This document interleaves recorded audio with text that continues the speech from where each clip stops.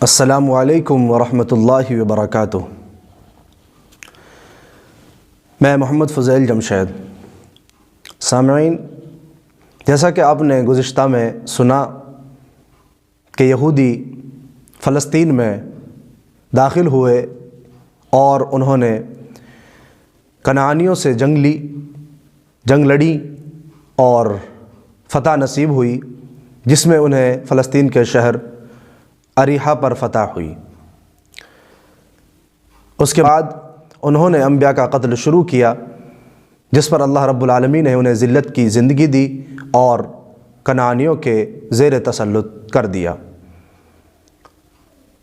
اب یہاں وہ اپنی زندگی اسی طرح بسر کر رہے تھے کہ بنی اسرائیل کی زندگی یوں ہی گزر رہی تھی کہ کنعانی بادشاہ جالوت کا دور آیا، جو بیت المقدس پر حکومت کر رہا تھا۔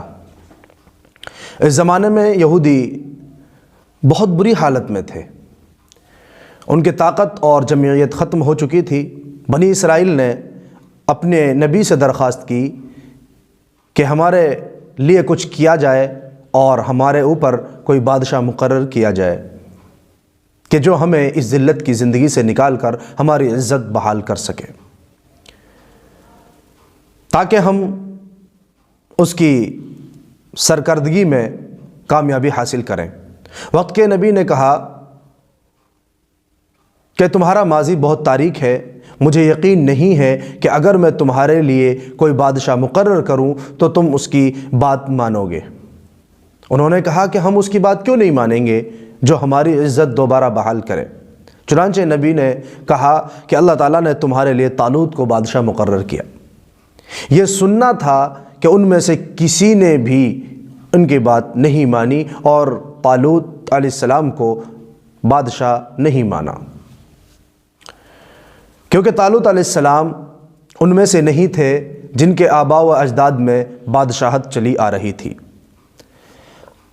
بنی اسرائیل نے کہا کہ ان کو ہم پر فوقیت حاصل نہیں ہے، بلکہ اس کے پاس تو مال بھی نہیں ہے، ان کو ہمارے اوپر کس طرح فوقیت حاصل ہوگی، ہمیں ان حالات سے کیسے نکالیں گے۔ تو ان کے نبی نے کہا کہ یہ تقرر اللہ تعالیٰ کی طرف سے ہے اور اللہ تعالیٰ نے طالوت کو علم اور طاقت سے نوازا ہے۔ اس کے بعد نبی نے ان سے کہا کہ اللہ تعالیٰ نے طالوت کے بادشاہ بننے کے لیے ایک نشانی بھی رکھی ہے، وہ یہ کہ جو تابوت تم سے دشمنوں نے چھین لیا ہے وہ فرشتے اٹھا کر تمہارے پاس لائیں گے۔ جب نبی کی یہ بات سنی تو بنی اسرائیل نے دیکھا کہ ہوا میں اڑتا ہوا تابوت فرشتے لے کر ان کے پاس آ رہے ہیں، اور انہوں نے اپنی آنکھوں سے جب گمشدہ تابوت کو دیکھا تو طالوت کو بادشاہ ماننے پر رضامند ہو گئے۔ بنی اسرائیل کے آثار قدیمہ میں ایسے نقوش ملتے ہیں کہ جس میں وہ فرشتوں کو ایک تابوت اٹھاتے ہوئے دکھاتے ہیں۔ یہ واقعہ اگرچہ ثابت ہے مگر فرشتوں کی تصاویر خیالی ہے، لیکن کیا بنی اسرائیل نے اتنے بڑے معجزے کے بعد طالوت کی فرما برداری کی؟ اس کے بعد بھی بنی اسرائیل نے طالوت علیہ السلام کے ساتھ جہاد کے لیے رضامندی ظاہر نہیں کی۔ ایک چھوٹی جماعت ان کے ساتھ نکلی، راستے میں ایک نہر آئی تو طالوت نے کہا کہ اس نہر سے پانی نہیں پینا ہے۔ بادشاہ ان کے صبر و تحمل کا امتحان لے رہے تھے کہ یہ جہاد کی طاقت رکھتے ہیں یا نہیں۔ نہر سے اکثر نے پانی پیا سوائے چند لوگوں کے۔ یہ چھوٹی سی جماعت تھی جو طاقتور اور عظیم جسم والوں سے لڑنے کے لیے آگے بڑھی۔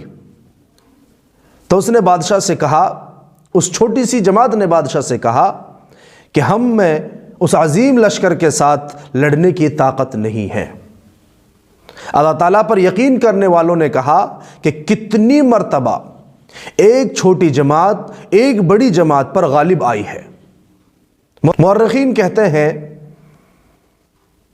کہ طالوت کے اس معرکے میں جو کہ جالوت کے ساتھ ہوا، بہت کم بنی اسرائیل ثابت قدم رہے۔ بعض کہتے ہیں کہ 70 لوگ تھے۔